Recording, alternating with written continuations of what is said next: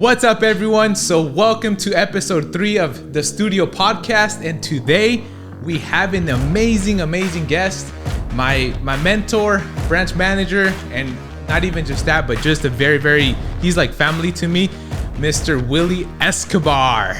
Right. Appreciate you being on here, man. It means so much. It's an honor to see what you're doing, and I remember a year and a half ago. Yeah. When did he start? Yeah, like a year and like like a year and a half. I'm not gonna lie, but I never knew you would even have your own podcast. Like, woo, you're surprising a lot of people. In a good way. Definitely. We're here to make some big things happen. So, yeah, like I said, pleasure having you on here. I know I've been here with you now for about a year and a half, and it's been a ride. It's been good. A lot of growth. And I'm just very grateful for you, for Christine, obviously for everyone in the team for just giving me the opportunity to be able to come here from the Bay Area and just change my life. Because last year was my first year originating, and it was actually my biggest year in income. First year, and I was able to do that. It's just amazing. But it all comes down to, you as a mentor, coaching me, letting me know what I need to do, what I shouldn't be doing. And I think that just goes a long way. But I appreciate it, like I said, one more time so much. Thank you. And for everyone watching, and you already know this, it's not for everyone to get in this business, right? Yeah. Because a lot of people think, man, they're making good money, right? They're, living this nice life and all that, and man, they don't have a boss. But here's the reality: is that when you get in this business, you actually have to be your own boss. Yeah. Okay. That's number one. Number two is anything that you hear that has been working for someone. Yeah, leave the ego at the door. I think so many people, they want to make it in business, they want to make it in life, but something tells them, I am too good to follow someone else, right? I think that's the biggest mistake. Like I can tell you, I've had some mentors in this business that I literally, they gave me 3 or 4 things, and I was like, oh shit, that's a great idea. And we run with it, and things worked out. Now, what you have done in such a short amount of time was exactly that. Yeah. Right? Was exactly that. Is like, all right, like you came from a completely different background, and you came into something that you had no clue about. Yeah. But you lost sleep. Okay. You work long hours. You're still doing that, and you're still being a student. Yeah.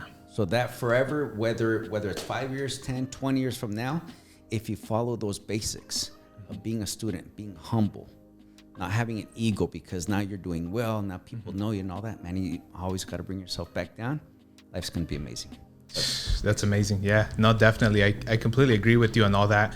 That student mindset takes you long ways. And then, like you said, just taking feedback, reflecting, seeing what you can do to just get better, and I think that's what will take us far in life. But yeah, I wanted to get a little bit also into the family, because I know you have a family. Obviously, Christine, she's, amazing. Then you have Ashley too, another amazing individual who is part of our team. She's actually our processor and helps you out with the business. How has it been for you as a businessman working with the family? Because I'm pretty sure a lot of people maybe want to bring their family into the business. What would you recommend to them, or what's your experience with working with your family in the business? Don't do it. I'm just kidding. I think, I don't want to say it's for everyone because it's not. But I think what's very important is that everyone needs to know what the role is. Okay. Maybe my wife isn't going to say this, but she knows, right? Some people might think I'm a jerk, but she knows that the reality is I am the boss, even though she's the boss. But here, the reality is, I do make that last decision. Yeah. Because I do have more experience in business, right? But yeah, for people that want to work together as a family, I think boundaries are important. And I think that space is important as well. Okay. Like there's a reason why me and Christine are not in here. Yeah. Okay. Yeah. I did that strategically. She has her own office. Why? Because I love my space. Yeah. I want to be able to talk to clients. I want to be able to, man, if I feel like my wife likes to chit chat, drives me crazy sometimes. But yeah, she likes to, you know, I like it quiet sometimes. When I'm working, I like it quiet. She likes to be like talking in the background. Yeah. I'm like, hey, I need 10 minutes.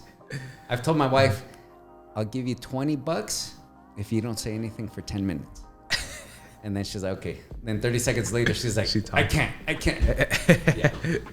But I think space is important. Boundaries, knowing your role. And also this is the most important thing, is focusing on the goal. Okay, because sometimes what happens is, let's say my opinion gets in the way of what the goal is. The goal is to succeed. Yeah. The goal is to make sure that everyone here in the branch loves working here, that everyone's making money. That's the number one goal. Yeah. Now, if my thoughts are not aligned with that, but let's say Christine's thoughts are aligned with that, then I got to take a step back. Honey, you are right. You're right, man. That was my ego, man. I was having some bad thoughts. You're right. You know what? Let's change things up. Let's do this, and this. So we have to know when we're being right, when we're being wrong. Yeah. Got it. And how has it been as far as, because I know you've been in the business about 20 something years now, 22. right? 22. How has it been? Because I a lot of younger individuals, younger couples. So in the first 2 episodes, I had, you know, some individuals who are just getting into the business and they do have a family, a wife, and all that. What about, how has it been you being in the business with like Christine? Because I know you guys have been married for a good amount of time now. How has that been, and what would you recommend to maybe a young couple getting into the business, but they are married or they already have kids? Oh man, that's I think that's the best question so far. It's a very juicy one. Ooh. Everyone has their own kind of thoughts and opinions, so I wanted to just hear yours. I think that, let's just say it is the husband, right? Yeah. Let's just say Mario and her, right? Let's say Mario's in the business and his wife is not in the business. I think it's very important, especially if someone is getting started, to have a talk in the beginning. Okay, make sure that the wife understands what the business is all about. It's not going to be a 9 to 5. Okay, when you are new in the business, I don't want to say that people don't make it working 9 to 5, but it's really hard. Okay, like I don't work 9 to 5. Sometimes I work 5 to 9, 5 to 10. You know what I mean? But it's very important to have that conversation in the beginning. Wifey, I'm getting into something new. There's a huge potential for us to succeed long term. I'm doing this for us. I'm doing this for the baby, right? Yeah. I want us to travel, man. I want us to go back home and shower the family with gifts. I want us to make a difference in our family, right? I want us to break the chain of poverty if that exists. I want us to make a change in our community. I want you to one day, man, not have to work full time. Yeah. Okay? But it's gonna take sacrifice. It's gonna take sacrifice. So here's what I need from you. Okay. I'm saying it like I'm a pro at it. I'm horrible. I'm horrible at those things, right? But that's very important, right? Because we as men, most of us are cavemen. Sometimes my wife is like, you didn't tell me. Yeah, I did. No, you didn't. I was like, shit, maybe I didn't.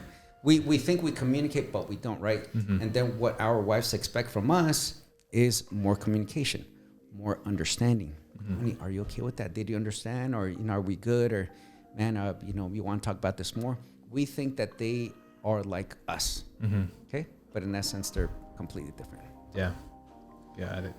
Yeah, it's huge. It's huge. What would you say about balance or just how does, I know when you, like you said, you have to make a lot of sacrifice, especially in the beginning, but now that you've more experience, more seasoned in the business, what's like your schedule like with your family? Do you have time? Do you work certain times? Do you have a structure, a schedule maybe you follow, or how is that looking for you nowadays? Another great question. So I do believe that as you get more seasoned in the business, you are going to get to the point where you are working with people that respect their time. Because in the beginning, here's the reality. I remember when I was brand new in the business, I wanted to work with everyone. I had to work with everyone. Yeah. right? I remember walking into 50 open, it's gonna sound crazy, 50 open houses on a weekly basis, right? I would go to LA. Yeah. There's in LA, let's say off of Slauson and all those streets, there's an open house in every corner. Every corner, yeah. So I would go to 50 open houses on a weekly basis, and it was rejection after rejection.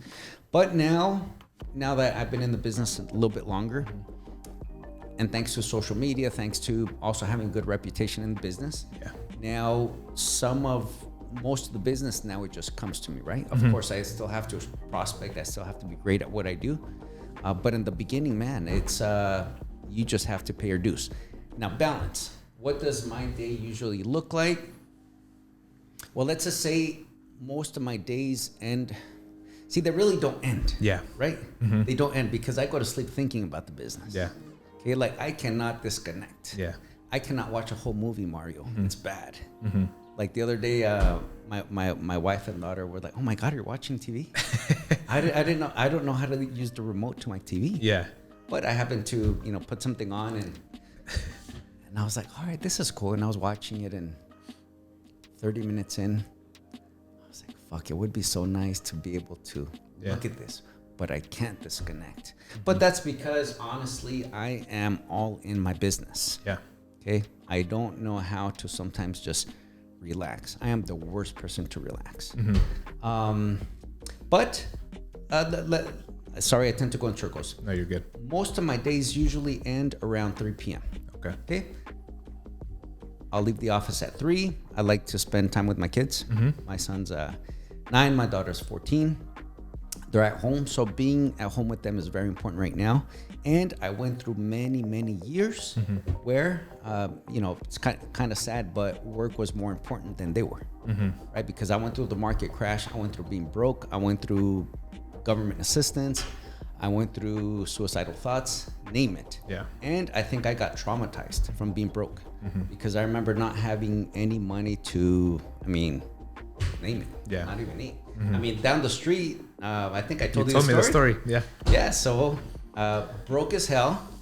And I had a Lexus GS 300 gas guzzler, really comfortable car, but gas guzzler. And it would probably take up 1 gallon from Rosemead to here, or where I was right down the street.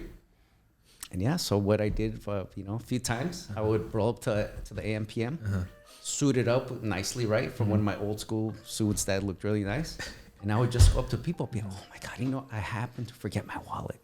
Do you mind if I borrow $5 and I'll mail it to you?" Most people would be like, "Yeah, no, here's $5. Yeah. This guy's suited up. He's not." Yeah, but I was broke. I was broke. But I think that's why it's really hard for me to disconnect, because I remember when I couldn't put food on the table, when I couldn't take Christine out to eat. Luckily she had a full-time job. Yeah. Right. Then we're on government assistance, but now balance is a little bit better. Okay. I don't work weekends now. Here and there, I'll meet with the client. Yeah. Right. But as far as answering my phone, I'll answer it for the most part 7 days a week, because I'm grateful that the business is coming in. Yeah. Right. Because let's say I were to completely disconnect for 3 days, right, which is something that we're trying to figure out. Yeah. I don't know if I could do that. Yeah. I don't know if I could do that, but eventually the goal is to not work that much. I don't know how soon that's going to be. Yeah.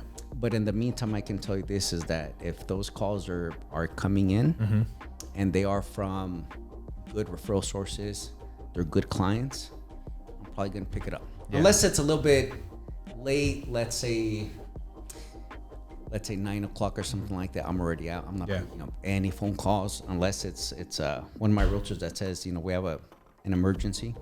I'm picking it up. But for the most part, here's how I feel about business and in real estate, is that there is a big scarcity mentality in this business. Okay? Here's what we learn. Man, you got to be 24/7. There's people that call themselves the 24/7 lender, the 24/7 realtor. Yeah. Now, why do you want to advertise yourself that way? You're going to be working with people that most likely they don't qualify. Okay? Quite honestly. Yeah. most people that qualify, man, and they're motivated to buy, they'll call you whenever you want to speak. But balance has gotten better, Mario. I think I'm in a place where I think I have matured finally. I finally learned that working 24/7 is not the way to go. Yeah. And by going to these seminars that we go to, we meet people that are doing way more business than we are, and they're not 24/7. They're 9 to 3. Yeah. They're 9 to 4. Yeah, that was a huge eye opener, especially that MMA event we just went to. It's even for me too. I mean, it's a huge eye opener, and it's amazing how these guys are closing so many transactions, only working 4 days a week. And obviously it comes down to a structure, a system, and all that, but something like, we are working on implementing. So I think we'll eventually get there. Yeah. You know what gets me excited, Mario, is that I've been doing this 22 years, and I finally was able to capture some of that information. And you've been doing this less than 2 years, and you have access to the same information. I'm like, shit. So where's Mario going to be in 20 years from now? Yeah. You know what I mean? Yeah. Like, that's exciting because when I got into business, right, all due respect to my previous mentors, and they did their best too. Yeah. Here was what I learned. Okay, is that, oh wait, how much was your first check? Bro, it was like $8,000. Bro, you should go buy yourself a new Audi. That was my first nice car. Boom. Cash to check, right? That was the thing. Yeah. Everyone wanted to go to the back and get like a stack of money. Yeah. Went to cash my first check. It was like $8,000. All right. Went and got a brand new Audi. Then I take it back. Then the guy's like, oh, dude, you got the Audi? Oh, bro, you got to go see my guy, the one that sells the rims. All right. Another 10 G's out the door. Okay. Then you go back. You're like, okay, I'm good. And says, oh, bro, you got to throw some sounds in that bad boy. Let me connect you to my guy. Okay. Yeah. Then, I got the rims, I got the Audi, I got the sounds. I go back. Then some guy says, bro, now you need a nice suit, right? Let me connect it with my custom suit guy. So there I go, spending $2,000-3,000 on a suit. Yeah. Okay. Then I show up with a nice suit. Bro, now you need a nice watch to match up the suit. Okay. Let me connect it with my Rolex guy. So little by little, here's what I learned when I got into the business: spending money. Not one person ever pulled me to the side, which is great because now you guys have access to the best information. Yeah. Like good information. No one ever pulled me to the side and said, Willy, dude, do this with your money, invest, buy units. None of that. It was like this. All my I bought a lot of real estate in the past, but it was literally like this. Bro, when did you buy your house? I got like 6 months ago. Bro, you have like $100,000 in equity. You should sell that shit. Oh, yeah. Boom. Yeah. $100,000 in the bank, easy sell. And guess what? Because of the extravagant lifestyle, spending. Because easy come, easy go. You make $100,000 on a property in 6 months, then you have that money in the bank. And what about taxes? What about what about coaching, mentorship? No, it was about, you got to upgrade that watch. You should get better rims. Yeah. You have an Audi A4. It's nice, but now you should get a 750. Dumbest freaking things I was learning, man. Yeah, but it's all good. You know what I mean? Like, people around you, they do your best, and you think that is the best information around because I didn't have access to other information. And years later, it's like, oh man, I wish I would have had different information. Yeah. Which was like the right information according to what it really takes to be wealthy, right? Because some of the information that's out there, and it's amongst mostly the minority community. It's that you got to be flashy as hell. Yeah. You got to be wearing those Louis. You got to have that, $5,000 backpack when you have $5,000 in the bank. Dumb as shit, right? You got to drive that super nice car so people think you're doing well. Why don't you just sell yourself? Yeah. Right? Yeah. No, and that's a big benefit that I have too. It's just an advantage that a lot of people didn't have, like yourself. Your mentors, they thought they were giving you maybe the right information, what was right for you. But obviously, as we know through time and through experience, now I have you, that you have all this experience that you just give us your information. Now we're able to make those, right decisions, invested in things that are going to help us for our future and expand and grow. So yeah, it's amazing having you, as a mentor with all your experience. It's crazy.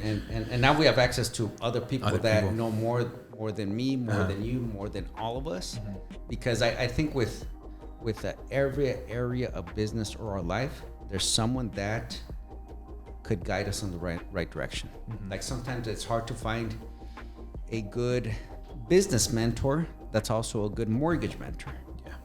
A good mortgage mentor that's a good family man. All of the above that likes to work out. Yeah.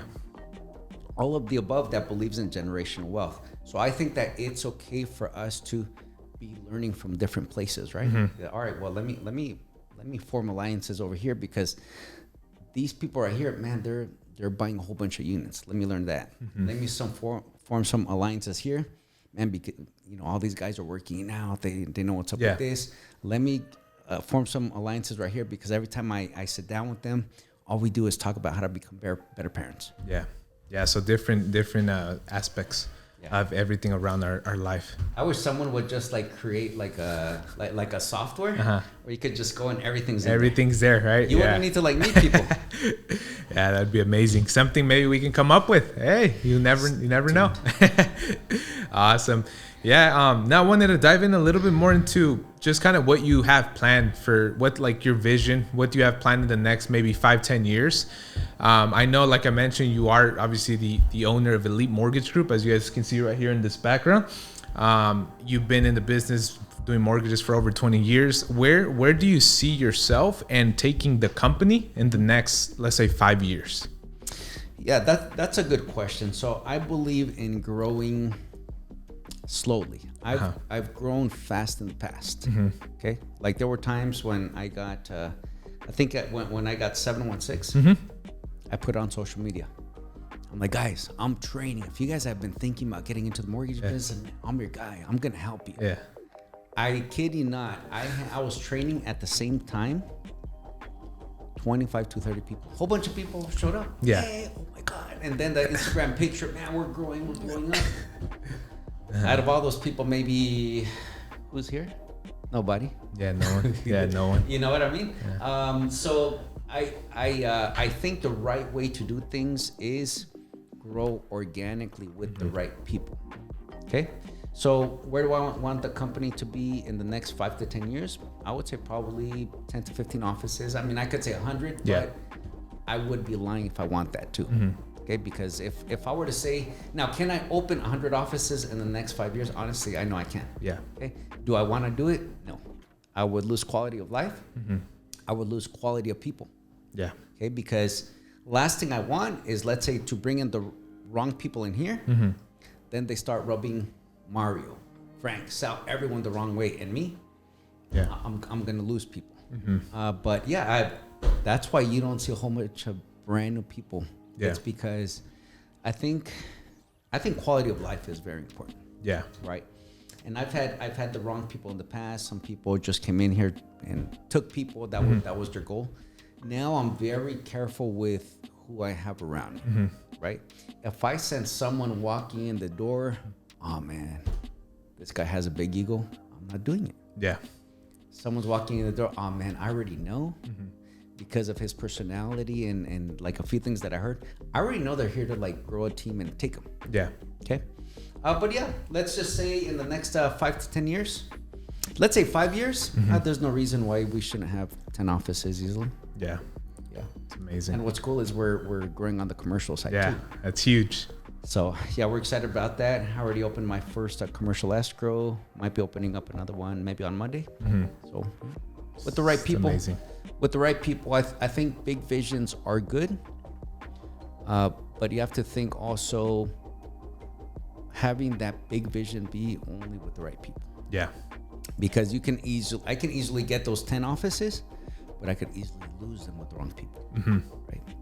And then basically this is where you go back to a lot to your core values, right? To bring in people that are going to be very similar and follow the same core values you're about, right? Maybe you want to talk a little bit about what's your main core values for you and your family and the company. Because I mean, I have people sometimes too that ask me about the company they are maybe interested in maybe talking to you because they want to be part of the team. But I always tell them, hey, let's meet up, let's meet up somewhere, a coffee or something, so I can get to feel them. Yeah. Because like you said, why am I going to say, oh yeah, this going back to growing fast, right? Sometimes, like me, I'm a very impatient person. So I'm just like, okay, let me do this, let me do that. Like hiring my brother, I hired him, I brought him on board, part of my team, like in 6 months, but I feel like it was a little too early. And then same thing with that. Like if somebody reaches out to me and they're like, oh, I love what you guys are doing, this and that. I already want to like, okay, let's go, but that's what you're saying. If I do that, if we hire fast and we try to grow too fast, if it's not the right person, then they're going to leave. It's not going to work out. Yeah. So then that's why I like to, like you said, our core values, talk to them, see what they're about. Mm-hmm. And then from there, if they look like they'll fit our core values, and that's when we can, bring them for our meeting or whatnot. But so what's your intake on what your core values? Core values, coachable, ethical, family people. That's gonna be huge. I know I'm missing a few ones, but that's what comes to mind. Yeah. But before that, my core value is this. My number one core value is this. If something doesn't feel right, do not move on to interview number 2. Okay. Yeah. Mm-hmm. Because there's something about my intuition, my gut feeling. When I sit with someone, if something tells me, don't do it, just trust yourself, I won't do it. Because I've done that in the past, where maybe I needed that person, we needed to fill in the position, we needed the help, and I was like, all right, let's do this. That person 100% of the time did not work out. That's why we do something really unusual here, which is we interview at least 2 to 3 times. Yeah. Right? Like I went through the process. Yeah. And I did a mistake, did not make a mistake. Yeah. But I think that's important because not a lot of people do this in the real estate and mortgage business. Not a lot of people focus on quality of people. Mm-hmm. Here's what most people focus on is the numbers. Yeah. Right? Can I look up 100 of the best lenders and maybe hire 25? Easy, all day long. But there's going to be a price to pay. Yeah. Right? Some people aren't coachable. Some people think they're entitled. Some people think because, you make a little bit of money off their production that they can call you at 10 p.m. at night and pick your brain at random times and give you headaches. Yeah. But I think that's I think that's going to be key in. Bobby, good to see you, brother. My title rap. Robert Gomez in the house. What's funny is I posted him earlier. Oh, did you? And he's here. Well, I think he came because I posted that he sent us calendars, that he mailed us calendars. Oh, yeah. I said, even when Bobby can't come in, he'll mail us something, and I tagged him. So maybe that's why he's here. Yeah. Awesome. But see, I mean, like Robert is a good example. Title guy, I've been working with them a few years. Good people. Yeah. Right? Like if you were to look around everyone that surrounds us, even some of the realtors, our team members here, when we go to events, the people that come and say hi, they're all good people, man. Yeah. Isn't that crazy? Yeah. Like that's really hard to find. It's really hard to find. Like I can almost guarantee you, Mario, I've never introduced you to someone that rubbed you the wrong way. No. Crazy, right? Yeah. But I feel like it comes back to us, what we are about. It's like that energy, right? We attract the people that are going to be similar to us that can relate. Because obviously, I know a lot of people, especially in the real estate business, who maybe don't have the best intentions, but that's why we don't, really talk to those people, because we're not about that. Right. Yeah. And like you said, I know being ethical is huge. Especially for me too. Ethical, I always will do the right thing, even if it means I'm going to lose whatever I'm going to lose. If it's the right thing, I'll do that. There's been a few times too with, a few transactions where, like, obviously, there's a few miscommunications, and that like, it got to me, right? Because somebody was thinking something that didn't happen. And then obviously now like you said, our reputation is huge, right? So whenever something like that happens and it's not your intention, that's just not what was supposed to happen. Like, you always want to clear things up, right? Because we're ethical, that's that's a big core value. Huge. And that's why we always have to make sure that everything is clear and that communication is there, because it's very, very important. Yeah, and we're in one of those businesses where, unfortunately, it does have a bad name, you could say, in a certain way. Not for all people, but there are some people that they already come with their guard up. Yeah. Like I have a client this morning that it's falling out of escrow because another loan officer dropped the ball. Mm-hmm.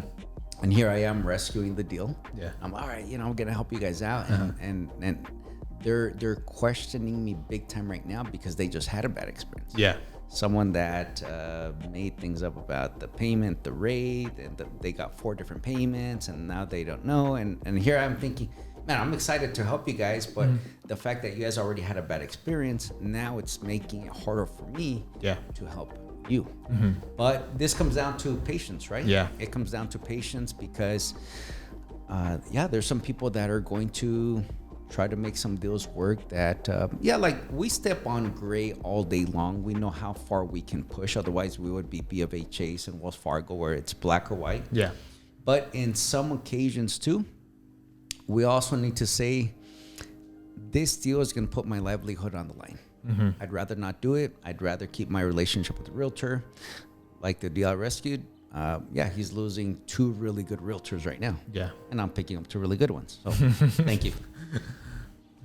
Yeah, that's huge. That's huge. I mean, like you said, it's if you know something won't work, just don't touch it, because it could completely mess up relationships that takes us a long time to build, because that's what we're all about. We're all about relationships, helping each other win, with all our realtor partners, our CPAs, financial advisors, everyone. We're in it for the long haul, and it's really relationship based. A lot of people don't get that. Yeah, that's crazy. A lot of people are so transactional. Even lenders, like when I go to some events, I'm excited to see other lenders that I've never met before, because I met them on social media. I'm like, hey, what's up? And then they give me one of these, like, you're like, it's cool. Like, like I don't see as competition. Yeah. If anything, it would be cool to have somewhat of a relationship with you in case we have to do a cross qual, in case I can help you with the client, vice versa. Exactly. But I think that in this business, a lot of people, they just don't see the big picture. Mm-hmm. It's all about them. It's about, how many deals can I close, how much money I can make, versus let me, even if it takes me a little bit longer, let me do things right. Let me have a good reputation in the business. Let me grow those relationships, because that's something that we take pride on is and we talk about this all of the time. The relationships versus just being transactional and closing deals. Exactly. Man, some amazing stuff. Amazing. You're the man. Yeah. So I appreciate it so much. I know you have other appointments. You're, very busy individual, got a lot of appointments, got a hefty schedule ahead of you. So I appreciate you for hopping on the podcast. We'll probably have another one down the line, just kind of see how everything is growing with the business, with our, the company, Elite Mortgage Group. And then, like you said, we are doing residential, commercial. So anyone watching this, let us know. We're here to service you and your clients. But other than that, any final thoughts, final words? Man, final words are, keep going, Mario. It's gonna pay off. Appreciate it. Yesterday, I was looking at you. I don't. You probably don't see this, but I'm always keeping an eye on you. Okay, and I'm always seeing the hard work that you put in, and I'm always like, "Fuck, that shit's gonna pay off." Yeah. Because I remember when I got into business, it was like, man, rejection after rejection. No one knows who I am. Yeah. When am I gonna get a little bit well known? Yeah, and you've been putting in the work. I can tell you this: out of 1,000 people, 999 would have given up already. Yeah. Right? Because there comes financial struggles. Yeah. There's daily rejection. Okay? There's headaches. Here and there, the issues at home come up. Yeah. Man, you've been working too much. We have a brand new baby. Come on. I thought you said that. and then we struggle with this, right? Because like in my mind too, I'm gonna end up with this. Yeah. In my mind too, I'm thinking, man, I'm being responsible as hell, right? Because man, I'm bringing all the money home. We have a decent life, and my kids go to like great schools and all that, and look at the office and the people. Yeah. And I'm all excited, right? And then here and there, my wife has to bring me back to reality. Like, don't forget, aquí está tu casa también, cabrón. No, yeah, definitely. Well, thank you. Appreciate it so much, Willy. And appreciate you for everything. Thank you so much. Thank you.